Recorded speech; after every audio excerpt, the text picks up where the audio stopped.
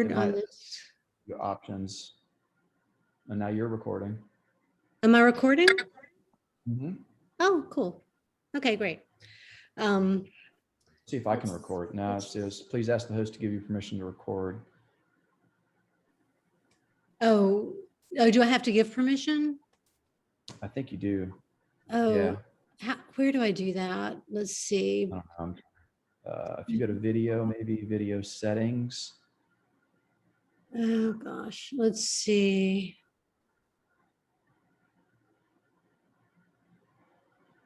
I'm sorry, I am not that great at these things. Yeah, I don't know where it is either. Yeah, well, how about, oh wait. Oh, here you go, recording. Yeah, so go down. So go to, see the little arrow next to the video, start video? I see a stop video. Oh. Yeah, see the little arrow next to the video icon? Video now click that, go to video settings, and then halfway down there's a recording. Uh-huh. Oh. And it should be, let's see here, choose location. I've got, manage. I don't know if it's gonna, maybe that's not where you get permission. well, let's see. How about, I mean, I think I'm recording it. So I will definitely make it available to people. Okay. But yeah, sorry, I'm not that great about these things. Okay, now I need to get back to where I was. Okay, here we go. All right, well, let's go ahead and get started. It's so nice to see so many people here. I am Anna Weiner. I'm one of the parent volunteers in the CCC. And do we have a mix of students and parents here? I'm assuming we may. So everybody is, welcome to be here, and all ages of students are welcome. This is just going to be kind of a really casual overview of the college application process. So we're doing this one today. On Thursday, I'm going to do a little session on how to make a college list, and then there'll be a couple of more next week. But really, I know that at this point, the rising seniors are starting to get a little anxious, about the whole process as our parents, especially if you haven't been through this before. So we just kind of want to make sure that you know that you have a lot of support at Grady, and it's going to take me a long time to stop saying Grady and start saying Midtown. So I'm not even going to try to catch myself right now. But there's a lot of support. There's the CCC, which is parent run. There's the college advisors. The two we have now are, is someone asking me a question? Well, the two we have now will be replaced with two new ones next year. But there's a lot of help. So don't be anxious about this process. We're all here to get you through it together. And if you talk to any of the current seniors, you'll realize that they all felt the same way a year ago, and they got through it just fine, as is always the case every year. So everybody, well, that's true. I don't have to say it till June 1st, do I? All right, so I'm going to share my screen. I've got a super high-tech PowerPoint presentation here. It just, if anybody, I'm not great with Zoom. So if someone's trying to ask me a question or putting something in chat, it's possible I will miss it. Oh, wait, I see a chat. Let me see. It says recording. It doesn't go to, yeah. Oh, okay. Gotcha. All right. So, oh, shoot, how do I get out of that? Okay. So let's just go over kind of the parts of a college application, kind of the things that you need to be aware of. Oh, wait, sorry. Okay, how do I get this so that it's just on not where other people, not where pictures are? Anyway, I don't know. Like I say, I'm not great with Zoom. But first, we're just going to talk about creating an account. When you first think about setting up your college applications, you're probably going to be thinking about the Common Application. That's a great platform for applying to lots of different colleges at one time or with kind of minimal amount of effort. So any parents who are my age might remember the days when we had to contact a college we wanted to apply to, get their paper application, fill it out by hand, mail it back in. That we don't have to do that anymore, and it's way easier. So I'm going to suggest that everybody go to the Common App at some point. You don't have to do it today, but sometime soon, and create an account. You can just start playing around with it. You can put some schools that you're interested in your dashboard. You can just start looking around it. Let's see. You'll be able to apply to over 900 schools through the Common App. There are a couple of others. One is the Coalition app that lets you apply to about 140 schools, and the Common Black College Application, if anybody is interested in attending an HBCU, historically Black college or university, then that's a great way to apply to those schools. But the Common App is really what a lot of students use. There are some schools that don't take any application like that. Like if you're going to apply to MIT or Georgetown, maybe some of the really selective schools, you kind of have to go to their website and find the application, on that and apply directly through them. But for most schools, for most students, the Common App is going to be really helpful. It's every year on August 1st, it kind of renews. So I don't know if I think if you start putting in information, I don't think it's going to delete it, but there's really no need to start actually filling out your application information until August 1st, just in case. I don't think it's going to do anything weird, but just in case. So when you get ready to fill out or just to start on your Common App, there are going to be a lot of questions that you have to answer, and you don't have to do this all at once. You can sit down and do it a little bit at a time and save and just keep coming back to it. But they're just, basic demographic questions about, when I say you, I mean the student, not the parent. So, questions about you and your family, your education. So they'll ask you, to fill in classes that you've had and grades you've made. There's a whole section for activities where you put in your extracurricular activities. So there's a lot of information that you can fill in, but once you do it once, you're done and you don't have to redo that again. So it does actually, make it a lot easier to apply to colleges once you kind of have that first part out of the way. And it's not difficult. It just takes a little bit of time when you're kind of first setting it up, but you don't have to start filling that out until, you certainly don't have to do it before August 1st. So why you need a resume? A resume is actually really helpful for the college application process. Now, you don't actually need to give this document to any colleges, or not usually. There may be some that ask for it. But it's just really helpful to have while you're filling out your information. So a resume is nothing fancy. You should be listening to this. Oh, thank you.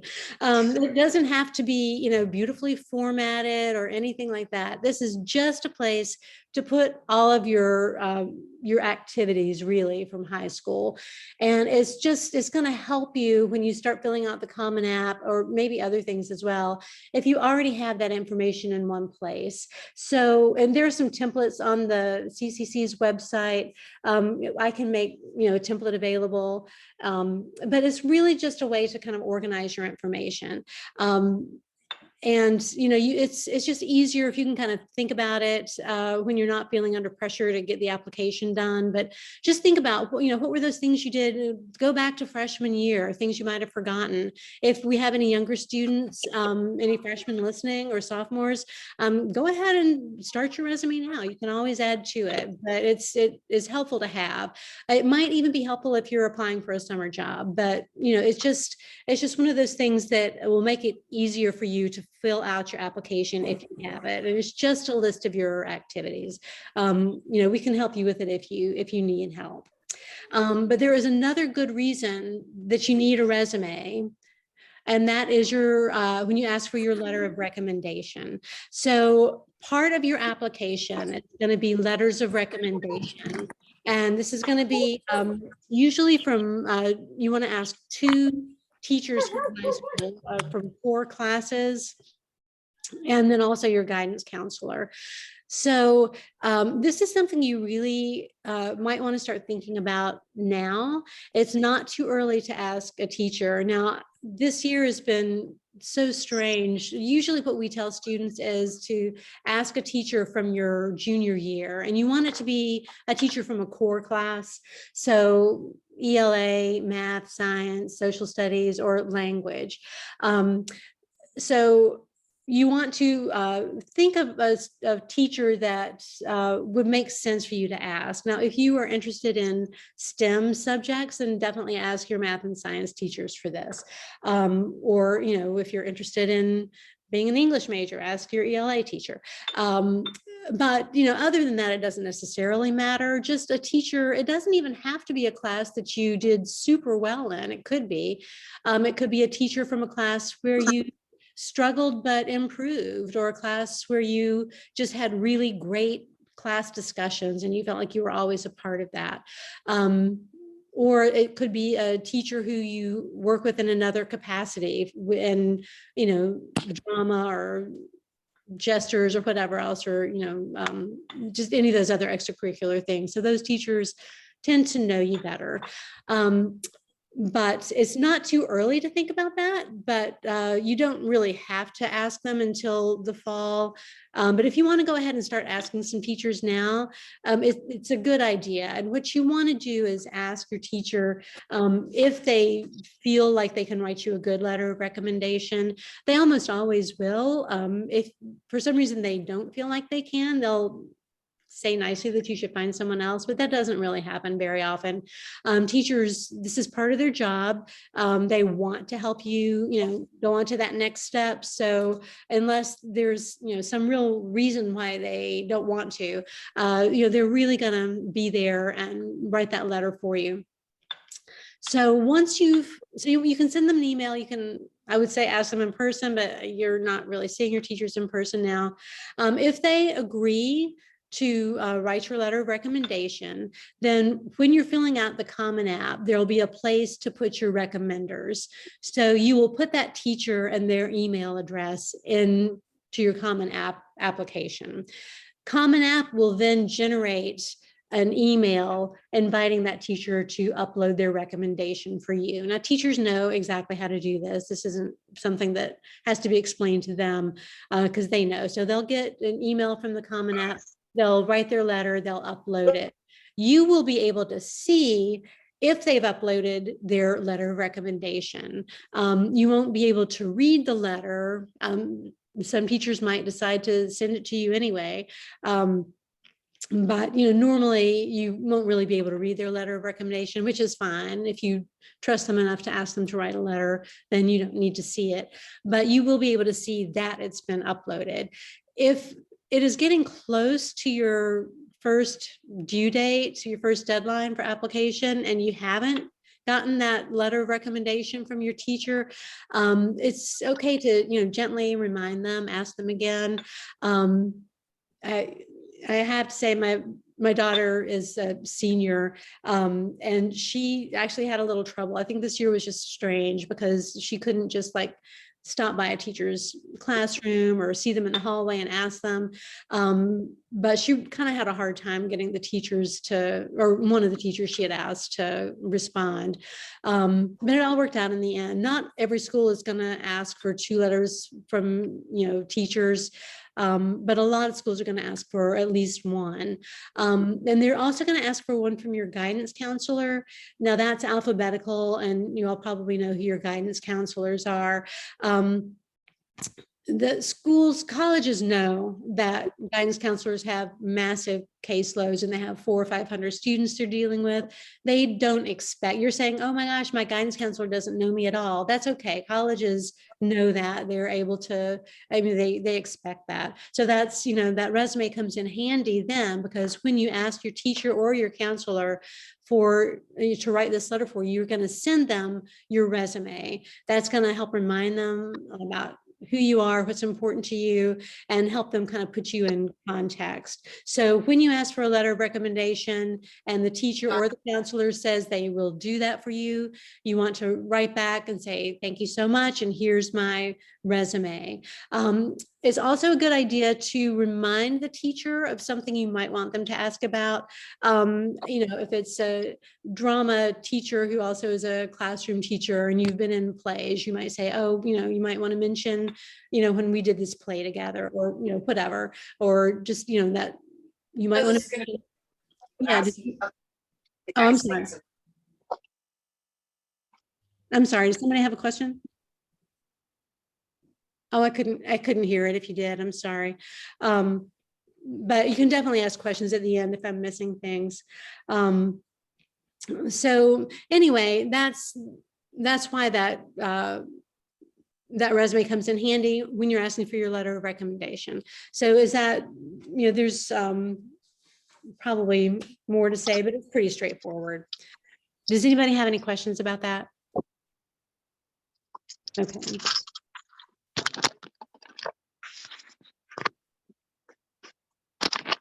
Okay, so another part of the college application is the essay, and that tends to be the scariest part for students oftentimes, but it really shouldn't be. The reason, and there's so much more to say about the essay. I'm going to have a session just about the essay next week, but then also we'll have essay workshops later, you know, in the summer or in the early fall, to really help you guys get your essays going. But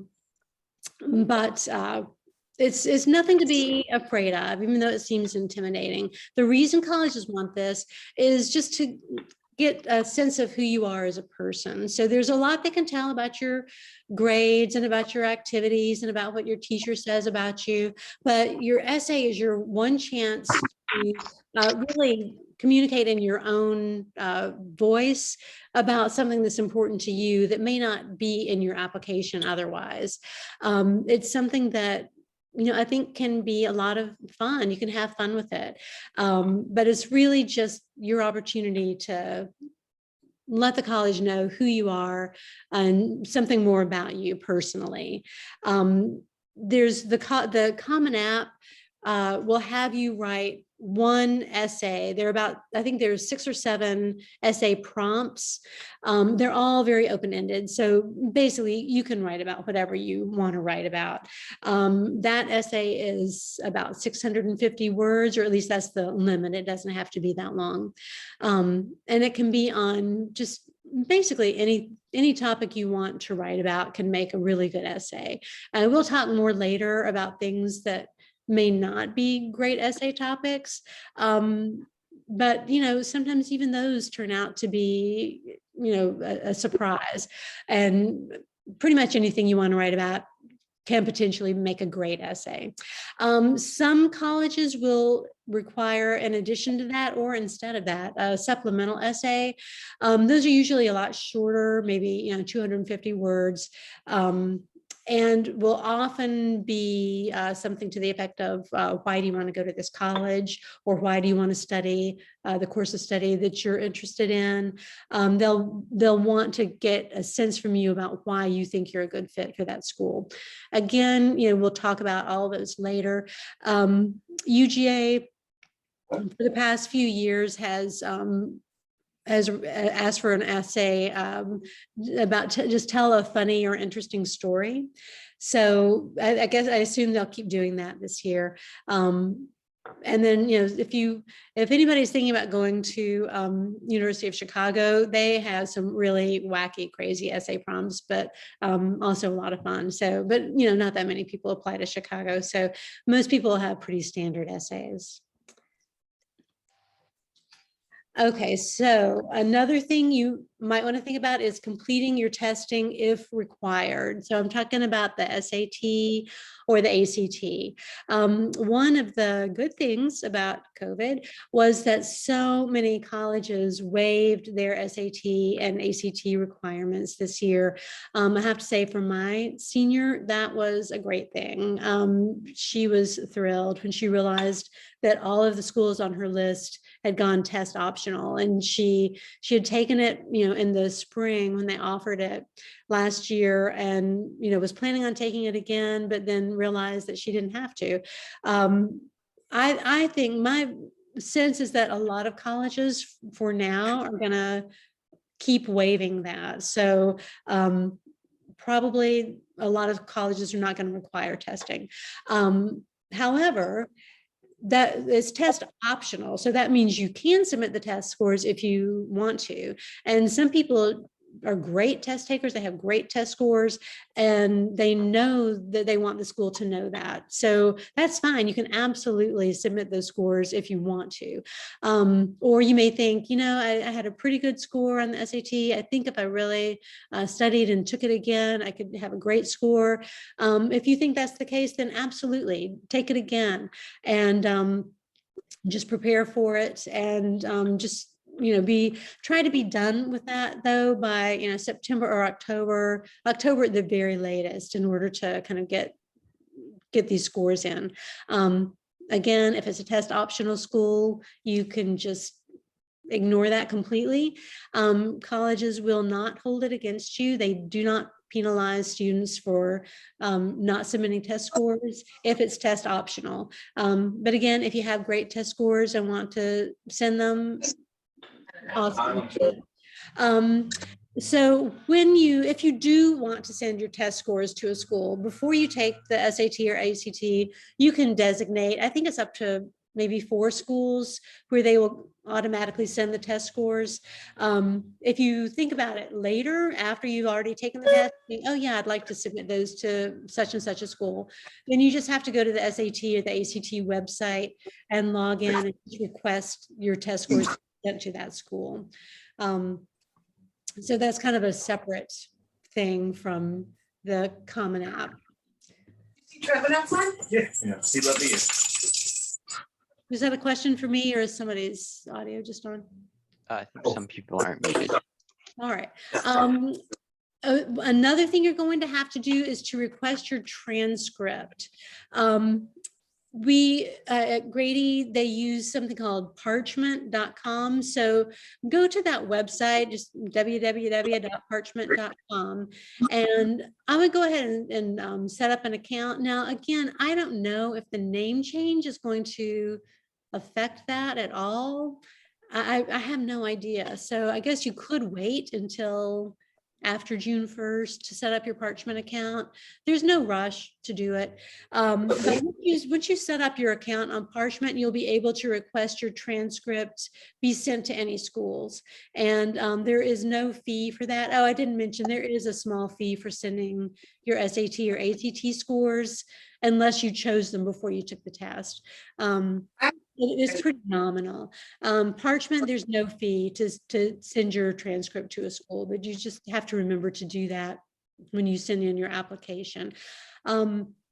It's also a good idea to request a transcript for yourself. You can have one sent to you. This makes it very, very much easier when you're filling in the Common App, and you have to put in all your classes from high school. If you have your transcript in front of you, that will be so much easier than having to think back and remember what each class was called, what you made in that class. Having your transcript in front of you will really make that part easier. So I would set up your Parchment account, sometime soon, and then request, well, actually wait until the grades are in for this semester, so there's no rush. Then request a transcript to be sent to you for your use and sent in filling out your college applications. Scary. All right, so there are a few terms that you need to be aware of when you fill out your application.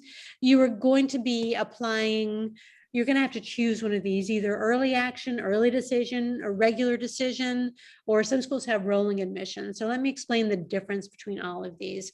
Early action and early decision are both ways of applying where you apply, a little earlier in the process. So those are generally due in maybe from mid-October through November, and you submit your application early and you get a response early. So you should know whether you've been admitted to that school, or sometimes if you've been deferred or put on a wait list. You should know that by winter break. So that can be very handy. I think applying early is a good idea, but it's really important to understand the distinction between early action and early decision. So early action is not binding. You can apply to as many schools early action as you would like to. It doesn't matter. It's not binding. And then once you get your admissions, you have until May 1st to make your decision as to where you're going to go. Early decision is a little bit different. Early decision is a binding application. So if you apply to a school early decision and you're admitted, you have to go to that school. It's binding. It means that you're pretty much committing as soon as you put in the application. You're committing. Yes, it is. It really is. Now it's wait, I am not hearing people well. It is a binding contract. I mean, it applied to like 5 colleges, and one's better than another, but one of the worst ones. Oh. Okay, if you applied to 5 colleges, you could only apply to 1 early decision. And if you were admitted to that college, you had to withdraw all your other applications. So, but the disadvantage is that you may or may not be able to afford the financial aid package that they offer you. Now, you may be absolutely certain that this school is your first choice.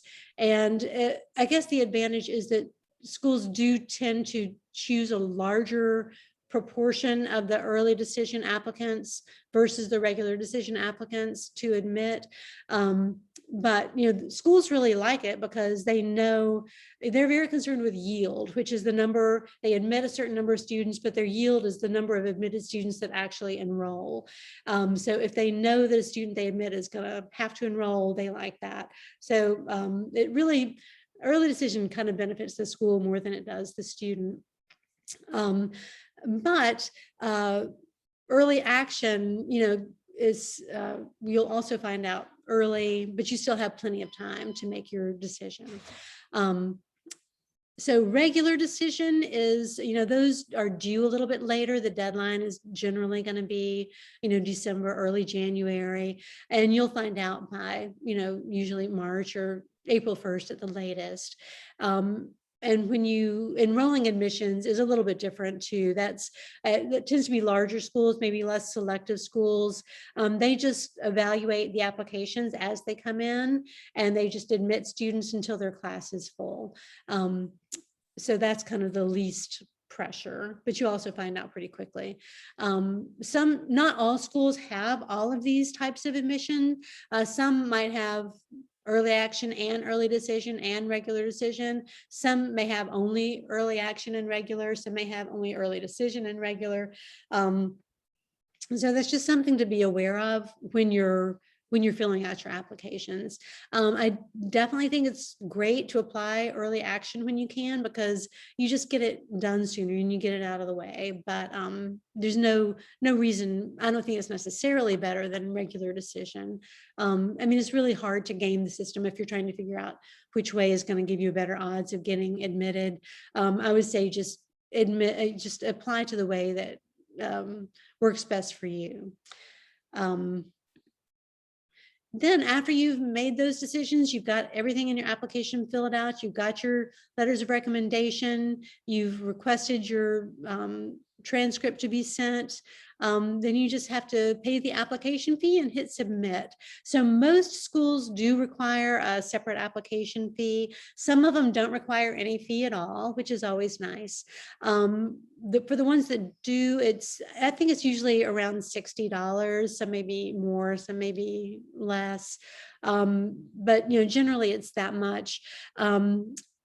I'm sure waivers are available if you contact a school and tell them you'd like to apply, but you can't afford the application fee. I think schools are generally going to, give you a waiver so that you can submit your application without that.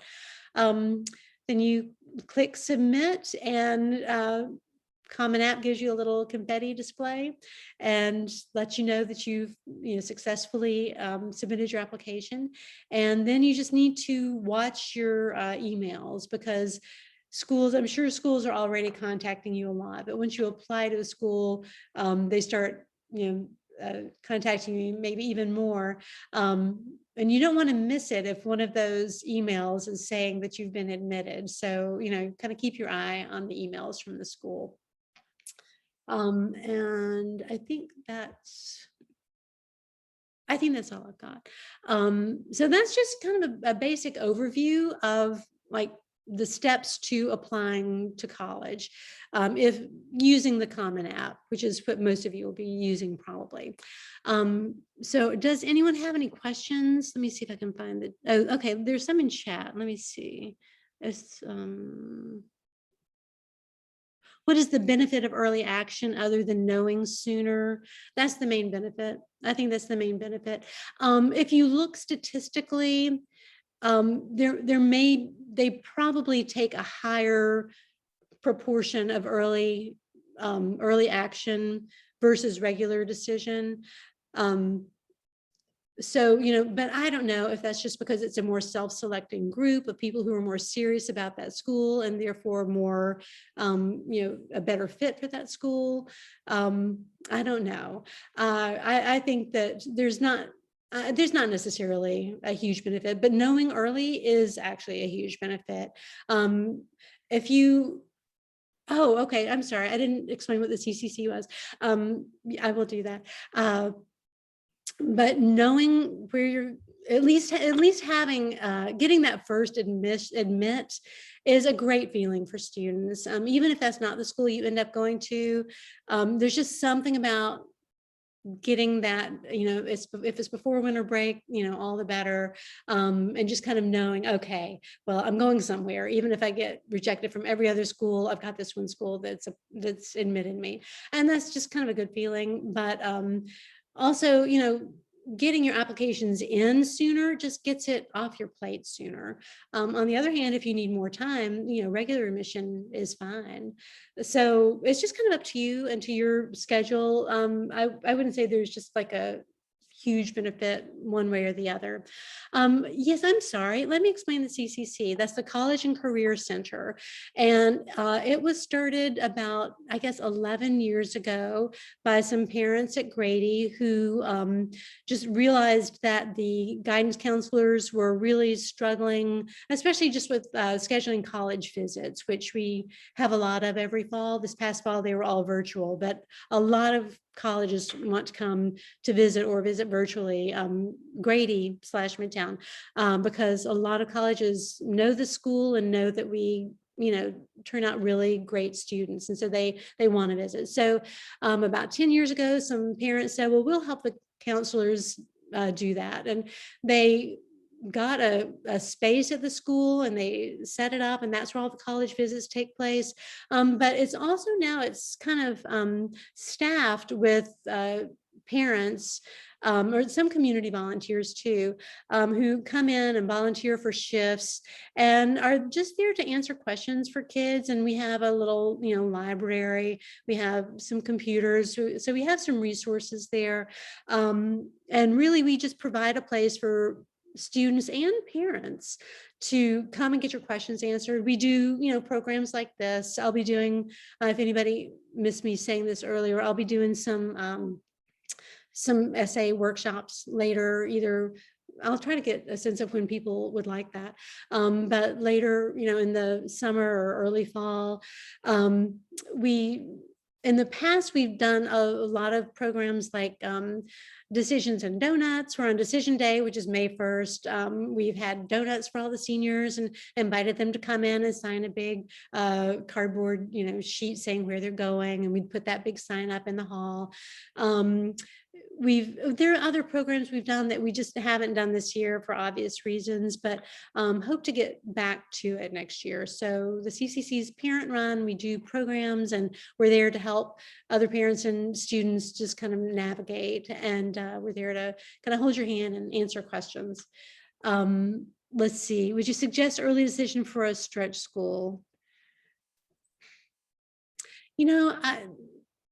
Maybe, yeah. I mean, just based on the fact that they do, statistically take a larger percentage of those students, maybe, but I don't know that it makes a huge difference really. But I certainly wouldn't say not to do it, Let's see, have I missed any questions? Oh, is the Common App on phone or a desktop? It's both, yeah. I guess I'm kind of old school, so I've never looked at the app myself. I've just done it online, but yeah, definitely it exists as an app as well, for sure. Does grading use Naviance? Unfortunately, no, we don't. I wish that we had that. I think it's pretty expensive. So I know a lot of private schools use that. And Naviance, for those of you who don't know, is a really helpful program that helps counselors work with students on career planning and college planning. And I think it's probably really great, but no, unfortunately, we don't have that. Let me ask if this time at 5 o'clock, is that good for people? I was just kind of guessing what might be not too early, not too late. But if this is a decent time, it looks like we do have a number of people here. Oh, 5 is good. Someone says great. Okay, excellent. All right, well, that is such a brief overview. And please know also that we have a lot of paper resources and PDF resources that we can make available. So all this information kind of exists. We do a senior what do we call it, a senior packet every year that has information, just kind of all this type of information. And we'll definitely be updating that for the class of 2022 and making that available. Oh, wait a minute, I know what I forgot. I totally forgot. And I thought, I guess I didn't save this. I thought I put a slide in my PowerPoint. But it would be great if everybody signed up for a remind text if you haven't done that already. It's really helpful. We use those to send out information about upcoming college visits, about programs like this, and just kind of general information during the year. It's just a good way to communicate. And I know I made a PowerPoint slide, but like I say, I guess I didn't save it. So you will, let's see, maybe I can, let's see, I'll put this in the notes. Text to 81010, I think, and then class of 22, put in at Grady 22, I think. I think that's right. I'm not looking at it. So anyway, but you'll see information a lot of places about signing up for remind texts. So just do that at some point. You won't be getting a lot just now, although we do send them out for things like this. What is a stretch school? Okay, that's something we'll talk about more on Thursday. I'm going to do a session about making your college list. So basically a safety school is one where you're pretty sure you can get into that school based on your grades and the profile of the incoming students. A fit school is one where your grades are kind of in the middle, and where that seems like you're pretty likely to get in. A stretch school is a school that is a really selective school that's, harder to get into. There's some schools that, like, the really, most selective ones that you hear about, that you all know about, Harvard, Yale, Stanford, et cetera. Those are a stretch school for everybody. Those are a stretch school for, the tippy top most valedictorian students ever, because that's, those are the people who apply to those schools. So, so what's a stretch school to one person may not be a stretch school to another one, but basically a stretch school is just one where the incoming student profile you may be on the low end with your grades of kind of the incoming class and profile, the one that might be a little bit harder for you to get into. Does that make sense? We'll talk more about that on Thursday. I hope people can come back on Thursday too. But I also really have the goal of kind of keeping these brief so that, these are just like little chunks of information. Oh, thank you. Thank you, Michelle, for putting that in. I really appreciate that. So yes, there's your Remind 101 text information. Oh, see, I got it wrong. Michelle got it right. Thank you. That's my memory. I should never rely on it. But anyway, if anybody has any questions, please email me at any time. You can always reach me at the CCC's website, which is here. Oh, I'll put it in here. cccsAhelp@gmail.com. There are some others too, but that's the one I kind of set up for essays. But any college related questions, you can definitely send to that email. And I'm happy to work with anybody and answer any questions. I think the CCC is really going to try this year to make sure we're a resource for parents because there is so much support at school for the students. We want to do that, but we also want to make sure parents are supported through this process because it's stressful for us too. Although, let me just say that parents try to remember that this is your student's process and you definitely want to let them kind of run it, to the extent that they can without completely going off track. But you'll be amazed at how they rise to the occasion, and the students will be great. And a year from now, they'll all be getting ready to head to schools they want to be at. So, all right, well, that's really all I had for now. Does anybody have any more questions? Oh, thank you so much. Thank you for joining us, everybody. And just keep your eye open and sign up for the Remind text and you'll get information about the next ones. And thank you, everybody. Really appreciate it. And we'll really, really hope to see everybody at school next year. That's what I'm hoping. And by the way, my youngest is graduating, but I'm going to stay on at the CCC because I think this is so much fun. But anyway, thank you, everybody. And we'll talk to you again soon and hopefully see you Thursday for the session on making your college list. All right. Thanks. Bye. Thank you. Have a good day. Thank you.